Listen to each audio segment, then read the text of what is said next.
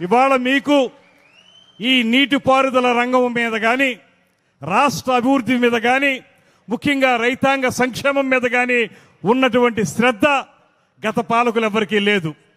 ఇది స్పష్టంగా మనకు కనబడతా ఉంది.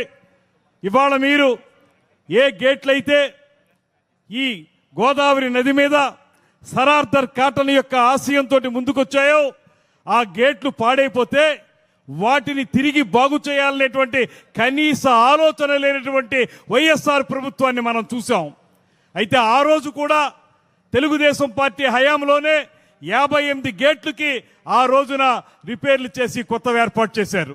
అదేవిధంగా ఇప్పుడు మిగిలినటువంటి 117 గేట్లకి 150 కోట్ల రూపాయల నిధుల్ని వెచ్చించి వాటితోటి ఇవాళ కొత్తగా గేట్లు ఏర్పాటు చేయడం ద్వారా ఏదైతే ఈ ప్రాంతాన్ని సస్యశ్యామలం చేయాలనేటువంటి ఆలోచన మనందరం చేస్తున్నామో దాన్ని సాకారం చేస్తున్నటువంటి ఏకైక నాయకుడు శ్రీ నారా చంద్రబాబు నాయుడు గారు అనేటువంటి మాటని ఈ సందర్భంగా మనవి చేస్తూ